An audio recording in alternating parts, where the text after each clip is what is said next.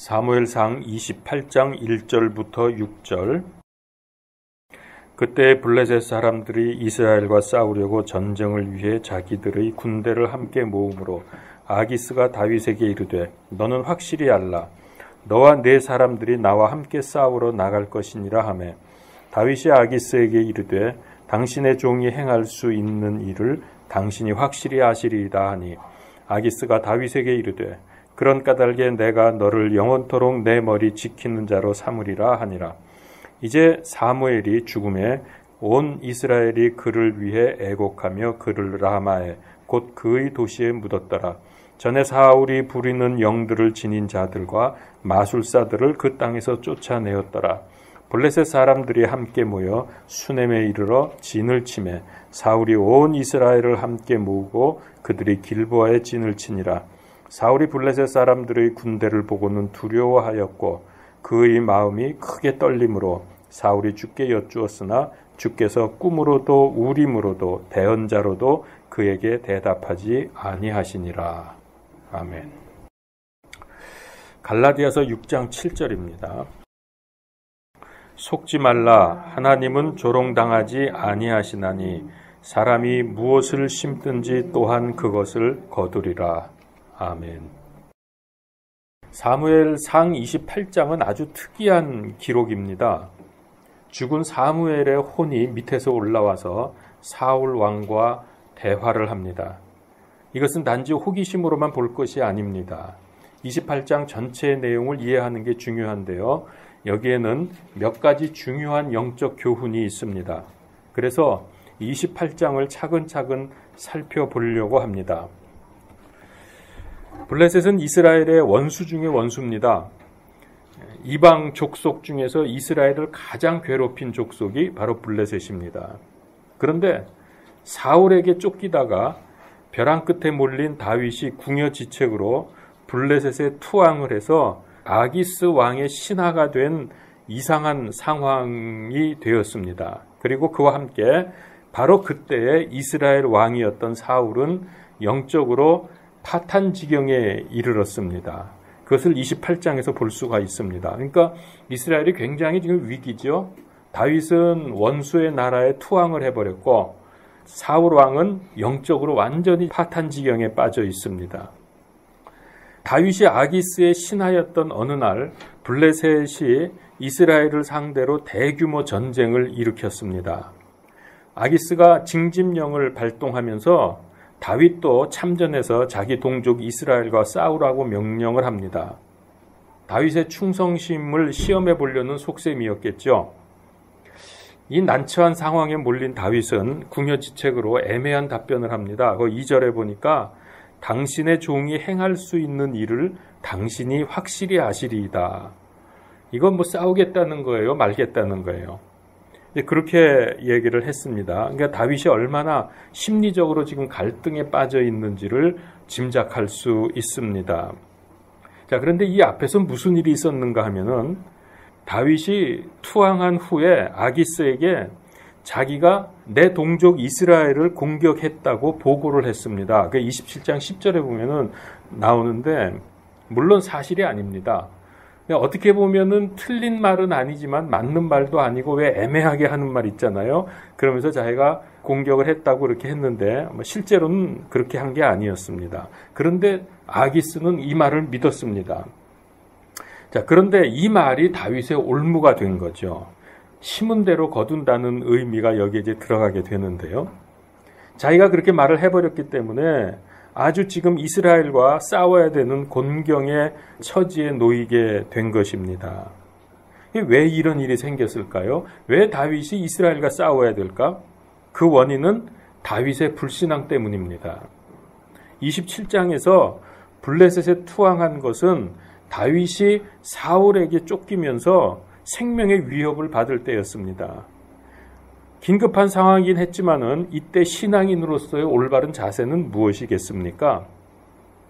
급하니까 원수에게 투항한 거 이거 잘한 겁니까?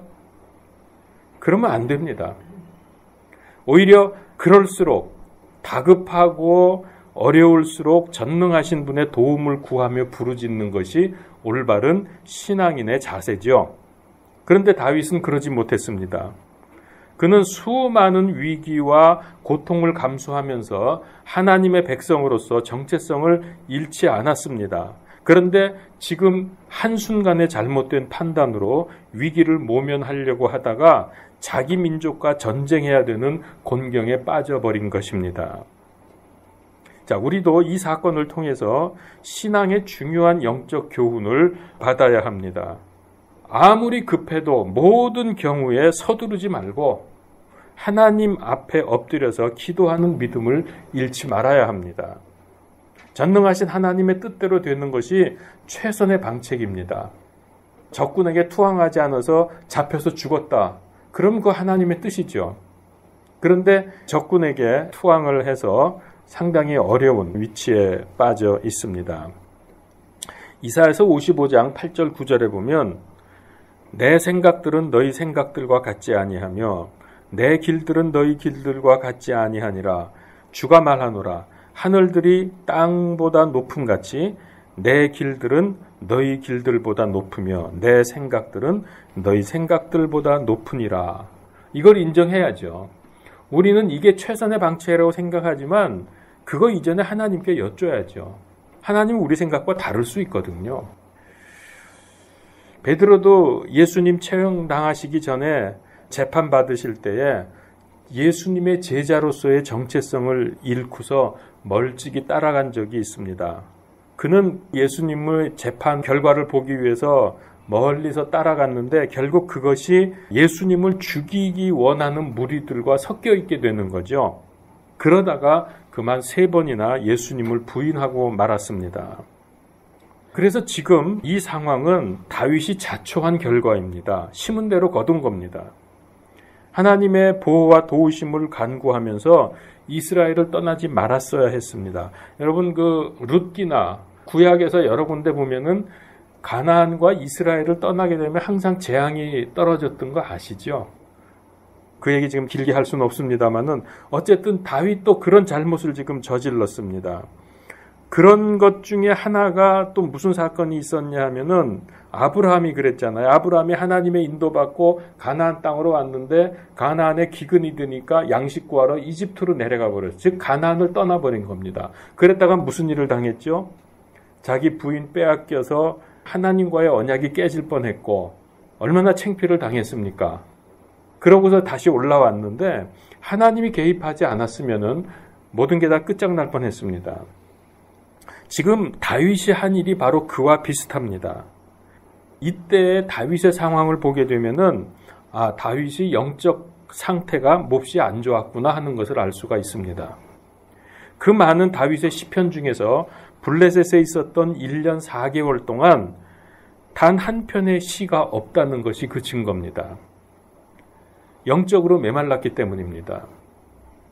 아무리 위대한 다윗이라도 이런 잘못을 저지를 수 있고 영적으로 고갈 상태에 빠질 수 있습니다. 우리는 이 교훈을 깊이 새기면서 앞으로 우리에게 닥칠 많은 문제들, 많은 위험 속에서도 믿음을 선택하고 행할 수 있도록 영적 생활에 평소에 성공을 해야 합니다. 이것이 답입니다. 여러분 하고 있습니까? 혹시 기도가 잘 안 된다. 잘 될 때도 있고 안 될 때도 있어요. 아니면 아직 좀 기도가 잘 안 될 수도 있고. 그럴 때는 우선 열심히 성경 말씀을 많이 읽으십시오. 전에 성경을 읽자 그래서 제가 여러 주 동안에 걸쳐서 강조를 한 적이 있는데 성경을 열심히 읽고 하나님의 말씀을 자꾸 받게 되면 그러면서 조금씩 영적인 세계가 열리고 기도가 되어질 겁니다. 포기하지 마시고 영적 생활을 계속 추구하셔야 됩니다. 자, 만약에 그러지 못하면은 다윗처럼 우리도 마귀에게 붙잡혀서 마귀에게 쓰임을 받게 될 것입니다. 기도 안 하고 말씀 안 보면은 그 뭐 하나님의 백성이 아니죠. 블레셋 왕 아기스는 전쟁의 달인 다윗이 자기 수하가 된 것을 굉장히 기뻐했습니다. 어느 정도로 기뻐했느냐? 너 이번에 나랑 전쟁에 나가서 네 동족이지만 이스라엘을 무찌르면 내가 너를 영원토록 내 머리 지키는 자로 삼으리라. 얼마나 이게 지금 신나는 상황인지 몰라요. 아기스 왕으로서는. 다윗이 적군이었지만은 싸움을 너무 잘했거든요. 다윗은 가기만 하면 이겼거든. 근데 그 다윗이 자기 부하가 됐으니 이건 무슨 얘기입니까? 너 앞으로 내 경호대장으로 임명하겠다는 말입니다. 왕의 생명을 지키는 완전 신임받는 최고의 요직입니다. 가장 근거리에서 왕의 생명을 지켜주는 직분입니다. 근데 이게 하나님 앞에서는 큰 잘못이죠. 진멸하라는 이방 족속에 빌붙어서 그의 하수인이 된 겁니다. 오히려 원수의 왕을 지켜주는 일을 한다. 이거는 영적으로 보게 되면은 마귀 편에 서 가지고 마귀를 위해서 도와주는 겁니다. 자, 그래서 그가 이렇게 처음에 한순간 잘못 판단을 하고 나니까 그러면서 그가 블레셋으로 가면서 일이 꼬이기 시작하는 겁니다. 근데 일은 여기서 끝나지 않습니다. 마귀는 우리의 죄와 실수를 한 번으로 끝나게 놔두질 않는다는 거죠. 그거를 빌미로 해서 계속해서 또 다른 문제가 오고 또 다른 문제가 오고 점점점 빠져들어서 벗어나지 못하게 하는 게 마귀의 전략입니다.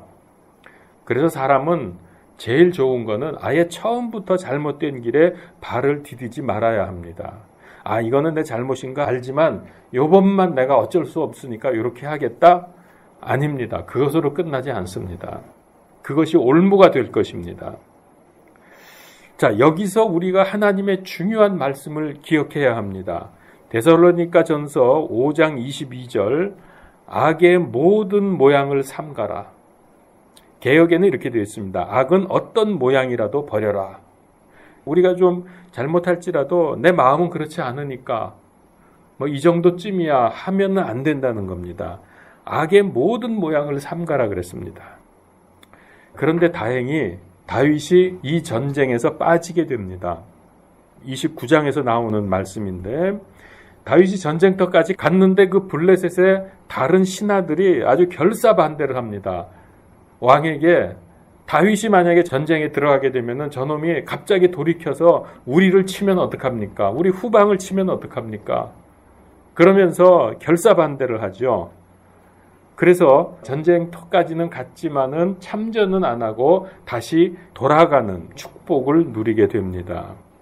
근데 여러분 생각해 보세요. 만약에 여기서 다윗이 이스라엘과 싸웠다. 그러면 그 이후에 어떤 일이 벌어지겠습니까? 절대로 왕이 될 수 없습니다. 어떻게 이스라엘의 왕이 될 수 있겠습니까? 그리고 하나님의 언약도 성취가 될 수 없었을 것입니다.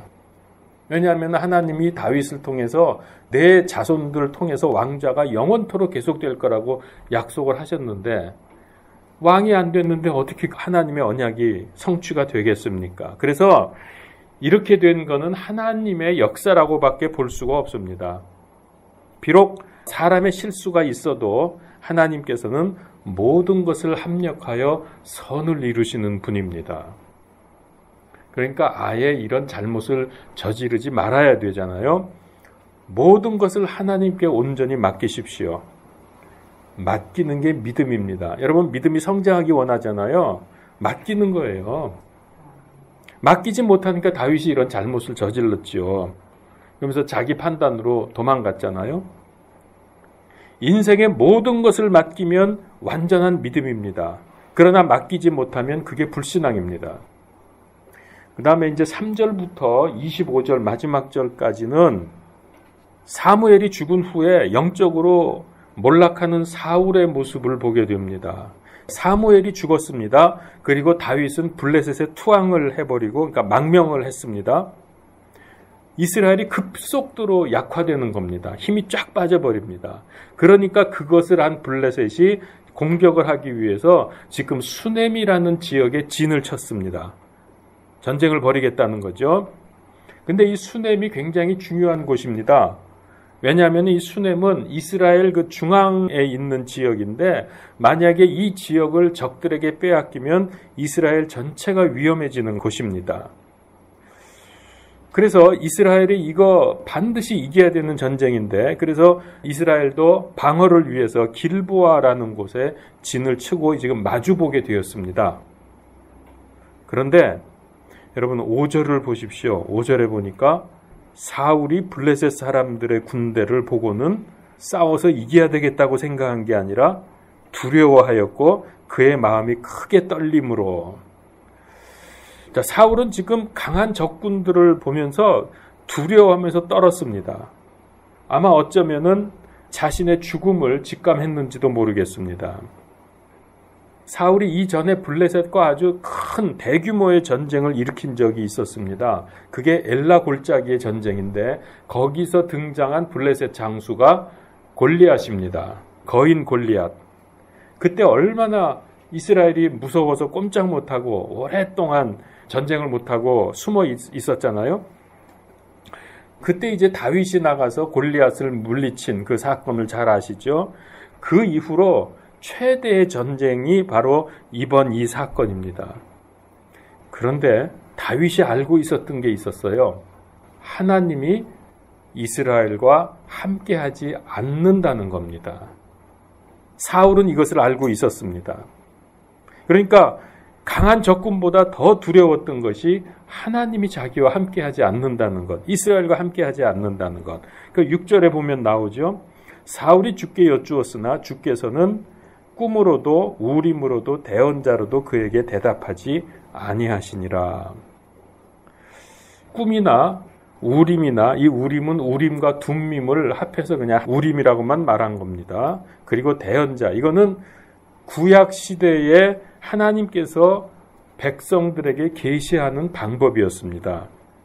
그리고 이 우림과 둠밈, 이거는 뭐냐면은 제사장들이 옷을 입고 그 위에다가 조끼 같은 옷을 입었는데요. 이 조끼에 앞에 주머니가 있는데 돌멩이를 집어넣고 하나님의 뜻을 물을 때 그것을 뽑아서 하나님이 오케이 아니면 노 하는 것을 판단하는 방법이 바로 이 우림과 둠밈입니다.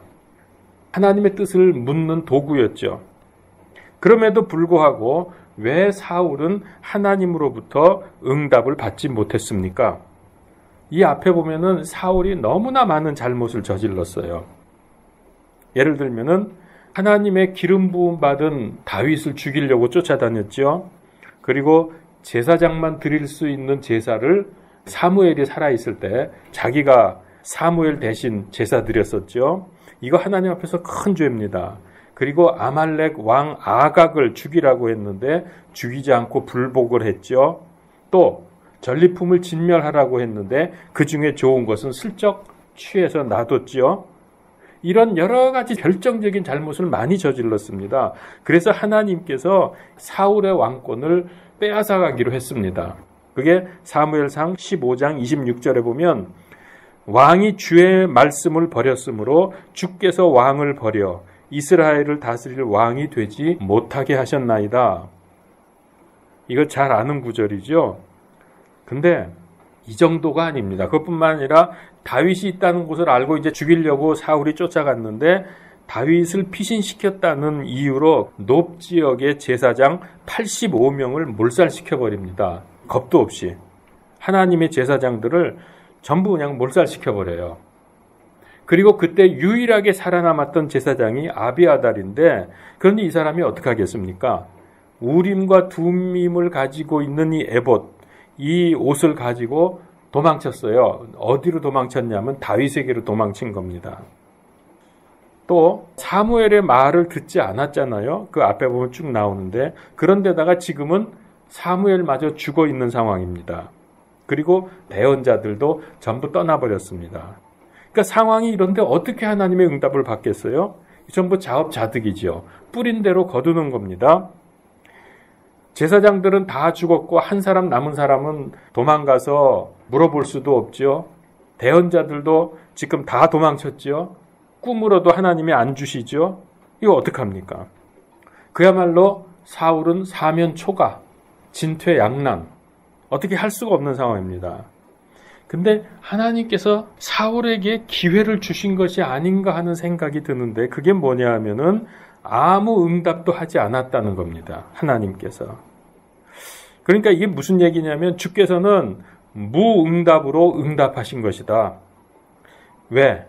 사울이 회개하고 돌아오기를 원했던 거죠. 지금까지는 너무나 많은 잘못을 저질렀지만은 포기하지 말고 금식하며 엎드려서 통회 자복하고 하나님의 긍휼을 구하라는 그런 의미로 하나님은 아무 응답을 주시지 않았다고 볼 수 있습니다. 너 안 돼 하는 것보다 아무 소리 안 하고 가만히 있는 게 사실은 더 무섭죠. 어떤 면에서는. 그리고 그거는 네가 지금이라도 돌아오면 회복될 수 있다는 사인일 수도 있습니다. 그런데 사울은 주께 긍휼을 구하기보다는 이제 다음 주에 나올 말씀입니다. 신접한 자를 찾아가서 조언을 구하는 아주 괴이한 일을 벌입니다. 정말 해서는 안 될 일을 했습니다. 갈라디아서 6장 7절에 그래서 오늘 말씀에 속지 말라. 하나님은 조롱당하시지 아니하시나니 사람이 무엇을 심든지 또한 그것을 거두리라. 사울을 통해서 이 말씀이 성취되는 것을 우리가 볼 수 있다는 거죠. 사울은 이 최후의 기회조차 발로 차버린 셈입니다. 우리는 기회를 놓치지 맙시다. 하나님의 긍휼, 자비, 축복, 은혜 받지 않으면 우리가 살 수 없기 때문입니다. 이사야서 55장 6절에 너희는 주를 만날 만한 때에 그분을 찾으라. 그분께서 가까이 계실 때 그분을 부르라. 하나님이 이렇게 기회를 주셨는데도 이제라도 돌아오라는 그런 사인이었는데 그걸 안 하고 엉뚱하게 그 무담을 찾아간 거죠. 그래서 우리는 늘 주님과 동행하고 순종하며 살아야 됩니다. 순조로울 때는 하나님을 찾지 않다가 문제가 오면 울고불고 해서 좀 해결이 된다 싶으면은 한숨 돌리고 그 다음에 또다시 하나님을 모른 척하는 그런 삶을 살고 있지는 않습니까? 이거야말로 하나님을 조롱하는 처사고 배은 망덕의 죄입니다. 그러다가 또 문제가 와서 하나님께 부르짖었는데 응답이 안 오면 그러면 이제 그때부터 불평하고 원망하기 시작합니다. 여러분 이거는 하나님이 내 기도를 무시하는 게 아니라 스스로 응답을 막아버린 것입니다. 언제까지 하나님을 내 비서로 내 꼬봉으로 부리려고 그래요. 필요할 때만 그렇게 하고 말이죠. 그래서 이사야서 59장 1절 2절에 보라 주의 손이 짧아져서 구원하지 못하는 것도 아니요 그분의 귀가 둔하여서 듣지 못하는 것도 아니라 오직 너희 불법들이 너희와 너희 하나님의 사이를 갈라놓았고 너희 죄들이 그분의 얼굴을 너희에게서 숨겼으므로 그분께서 듣지 아니하시리라. 그래서 응답받지 못하는 거죠. 자, 여러분 인간관계에서 가장 기본적인 게 뭡니까? 인간관계가 유지되기 위해서는 제일 기본적인 게 대화입니다. 대화가 안 통하면은 아주 불편하죠. 하물며 믿음 생활을 하는데 하나님과 소통이 안 된다면 얼마나 답답하고 불안합니까? 바로 그것이 빨리 돌아오라는 하나님의 사인이고 그래서 사울에게 아무 응답을 주지 않았어요. 그럼 이제 답답하니까 빨리 너 돌아와야 되지 않겠냐? 무응답으로 응답을 하셨다는 얘기죠. 근데 왕이 되었던 초기 시절에 하나님의 영이 함께 하실 때 사울은 용감했습니다. 그리고 의로웠습니다. 그러나 하나님의 영이 떠나자 그는 두려움에 떨고 있습니다. 그래서 너무나 두려워서 오랜만에 무릎을 꿇었지만 하나님은 꿈으로도 우림으로도 대언자로도 응답하지 않으셨습니다. 그러면 어떻게 해야 돼요? 아, 응답 안 오네. 그러고서 무당 찾아갑니까? 사울처럼? 응답하실 때까지 엎드려 있어야죠. 그렇다고 신접한 자를 찾아갑니까? 하나님이 제일 싫어한 일을 한 겁니다. 여러분 어떻게 하시겠습니까? 기도해도 응답 안 오니까 찾아만 가서 물어만 보면 바로 그 자리에서 이래라 저래라 쉽게 가르쳐주는 점쟁이 찾아갈 겁니까? 구판 벌릴 겁니까? 여러분 말씀과 기도 외에는 답이 없다는 것을 분명히 해야 합니다. 마가복음서 10장에 보면은 소경 바디메오가 구걸을 하다가 예수님이 지나간다는 걸 알고서 소리를 지르면서 다윗의 자손 예수님이여 내게 긍휼을 베푸소서. 그때 많은 사람들이 이 바디메오를 제지를 합니다. 조용히 하라고 떠들지 말라면서 막 그래도 포기하지 않고 더 큰 소리로 다윗의 자손 예수여 내게 긍휼을 베푸소서. 계속 떠들어댔더니 드디어 예수님께서 그를 부르셨습니다. 그리고 응답받고 눈을 떴습니다. 그래서 여러분, 기도는 포기하는 게 아니에요. 마가복음서 7장 26절 이하에 보면은 수로보니게 여인이 예수님께 와서 자기 딸에게서 마귀를 쫓아달라고 요청을 합니다. 그때 예수님이 답변을 합니다. 내가 왜 자식들에게 줄 빵을 개들에게 주겠냐? 아주 모욕적인 거절을 당했습니다. 그때 포기하지 않고 그 여자가 또 말하죠. 개들도 상에서 떨어지는 부스러기를 먹지 않습니까? 결국 응답받았죠. 이게 우리 기도의 자세입니다. 누가복음 18장에 보면 재판관 이야기가 나옵니다. 억울한 과부의 지칠 줄 모르는 요구에 질려가지고 할 수 없이 그의 요청을 들어주는 이야기. 거기 1절에 보면 서두에 말씀하시기를 사람들이 항상 기도하고 낙심하지 말아야 할 것을 보여주시려고 그분께서 그들에게 비유를 말씀하여 이르시되 하면서 이 이야기가 시작이 됩니다. 어떻게 하려고요? 왜 이 이야기를 한다고요? 기도하고 낙심치 말아야 될 것을 보여주시려고. 그러니까 여러분, 우리가 하나님의 응답을 받는 방법은 의외로 단순하고 간단합니다. 문제 해결되고 응답 올 때까지 붙들고 늘어지면 되는 거예요. 그럼 응답 받는 거예요. 아직 응답 안 왔다. 그러면 올 때까지 붙들고 늘어지세요. 계속 기도하세요.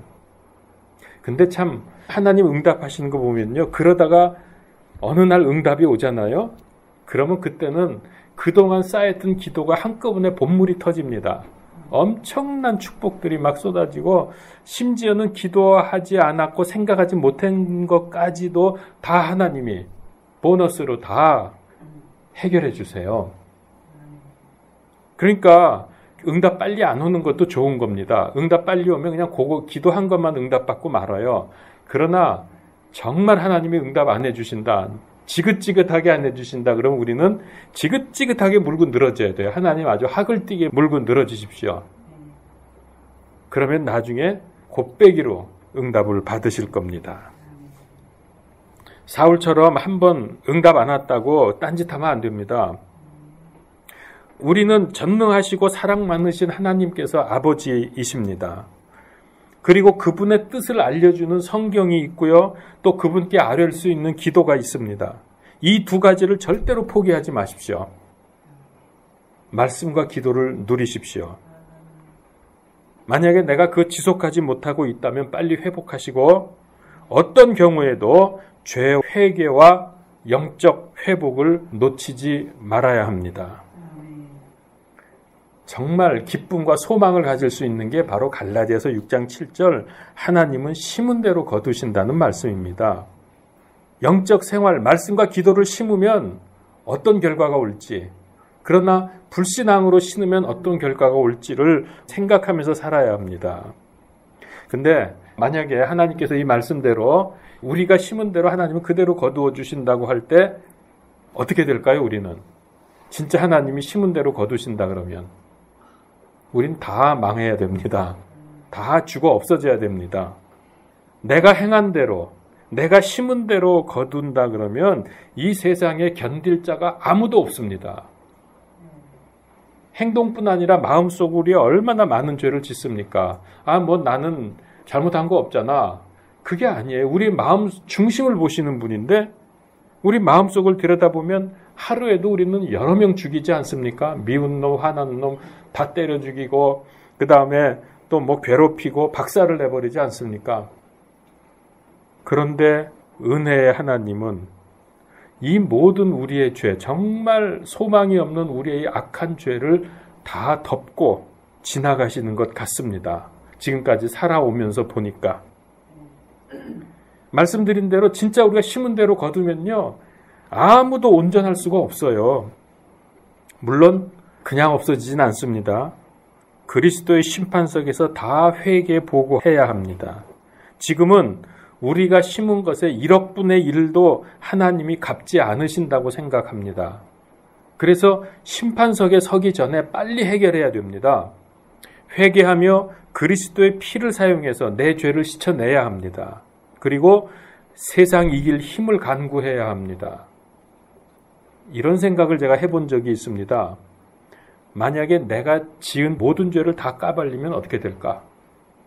그래서 예수님께서 십자가에서 피 흘려주신 겁니다. 그래서 우리가 잘못한 모든 것을 용서받을 수 있는 거죠. 그거 다 까발렸다간 진짜 우리는 남아나지 못합니다. 그 나쁜 죄를 고행도 안 하고 선행도 안 하고 헌금도 하지 않았는데 진심으로 회개기도 했다고 용서받은 것이 여러분 믿어지십니까? 그 나쁜 죄, 그 악한 죄를 아무것도 안 했어. 그냥 진심으로 회개만 했어. 그거 용서받았다고 믿어집니까? 근데 그 다음에 그 죄를 또 짓거든요. 회개해놓고.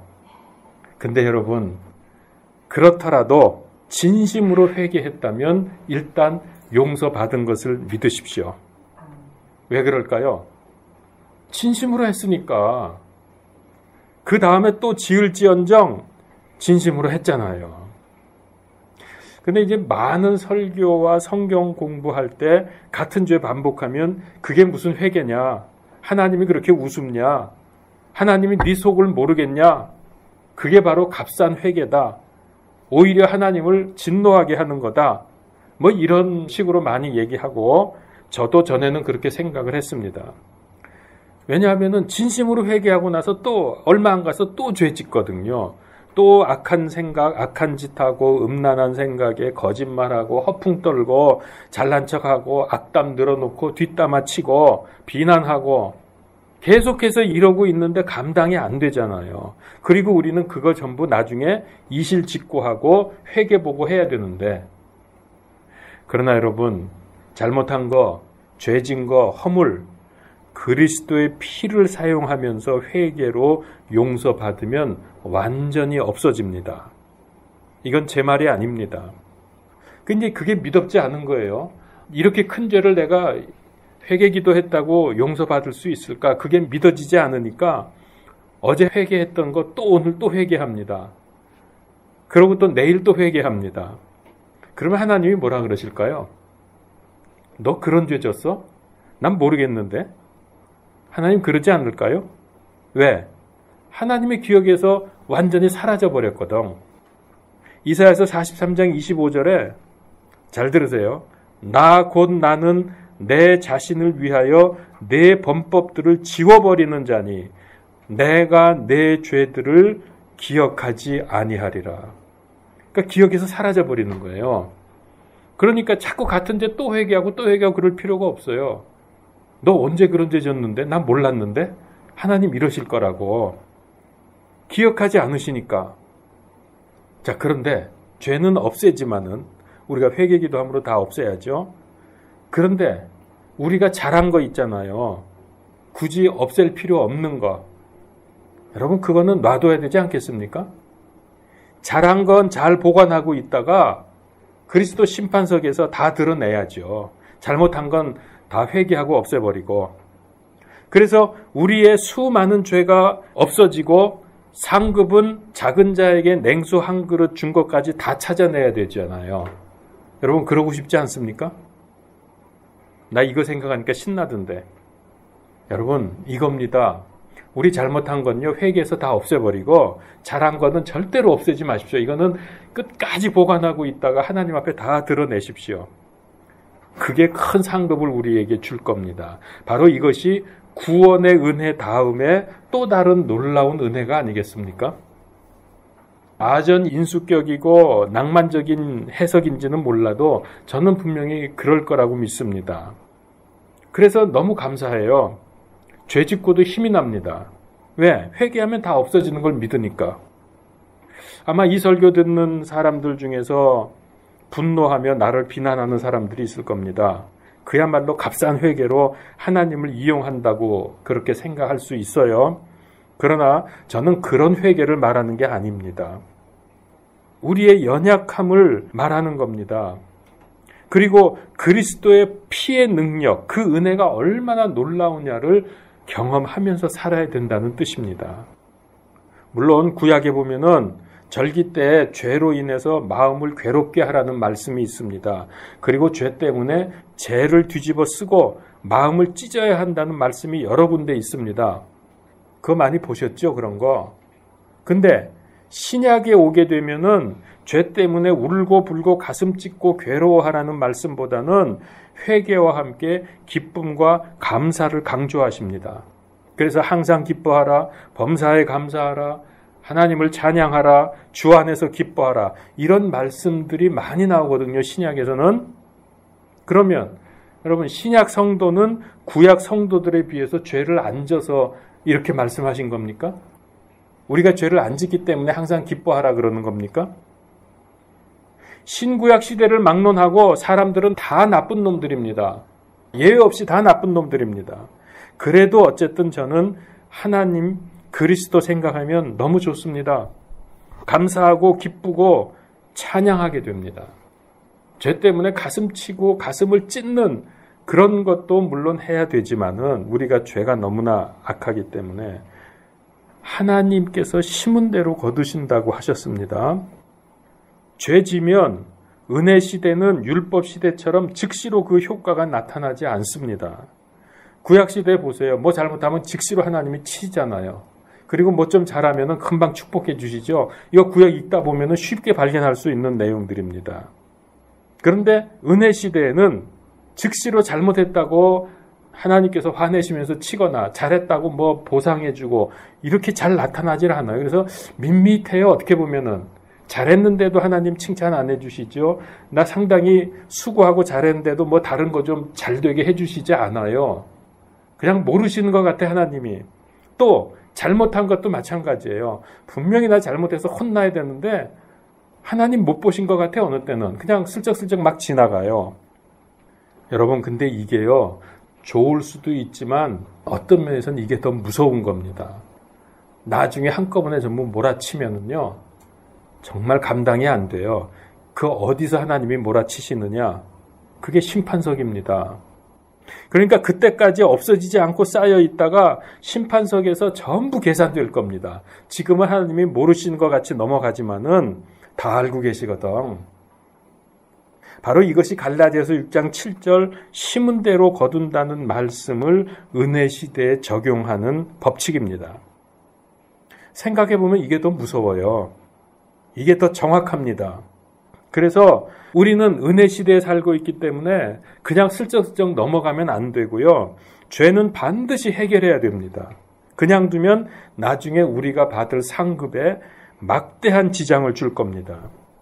뿐만 아니라 죄를 가지고는 하나님 왕국에 들어갈 수가 없기 때문에 죄 있는 사람은 어떻게 해야 돼요? 그거 없애줘야 되는데 회개를 안 했어. 그럼 천국에 들어가요? 못 들어가요? 못 들어가죠. 죄가 해결이 안 됐는데. 그래서 어떻게 해요? 1000년 동안 슬피 울며 이를 갈아야 돼요. 천국에 들어갈 수 있는 수준에 이를 수 있도록 단련 기간이 있다는 거예요. 그게 1000년 기간이라는 거죠. 그게 마태복음서에 보면 그런 얘기 나오지 않습니까? 그러나 여러분, 그렇게 해서 뭐 그래도 구원은 받잖아요. 제발 그러지 마시고요. 지금 해결하십시오. 지금 해결하는 방법 뭐죠? 그리스도의 보혈의 능력과 은혜를 사용하는 회개입니다. 그러면 죄는 사라집니다. 그러나 내가 잘한 거는 남아 있습니다. 그래서 상상불허의 큰 상급과 상속 유업과 면류관을 누리게 될 것입니다. 이게 하나님의 은혜고 사랑이고 자비입니다. 얼마나 좋습니까? 이런 하나님. 세상에 이런 하나님이 우리 아버지라는 거 자다가도 생각하면 진짜 기뻐서 펄쩍펄쩍 뛸 일입니다. 잘못한 거 다 없앨 수 있는 방법 주셨죠? 잘한 거는 그대로 우리에게 엄청난 상급으로 주시죠? 이보다 더 좋을 수 있어요? 봐, 용자매니 막 웃잖아, 좋아가지고. 맞아요, 바로 그겁니다. 이게 은혜 시대를 잘 누리는 방법이라고 저는 생각을 합니다. 기도하겠습니다. 하나님의 은혜를 감사합니다. 우리가 무엇이기에 이와 같은 은혜와 축복을 누리게 하십니까? 잘못한 거 다 없앨 수 있는 회개와 기도를 우리에게 허락해 주셨고, 또 잘한 거는 끝까지 남아서 하나님께 잘난 척하고 드러낼 수 있는, 그래서 잘못한 건 하나도 없고 잘한 것만 남는 이런 은혜 최대한으로 누리게 하여 주시옵소서. 그러나 죄를 미워하는 마음을 잃지 않게 하여 주시옵소서. 예수 그리스도 이름으로 기도하옵나이다. 아멘.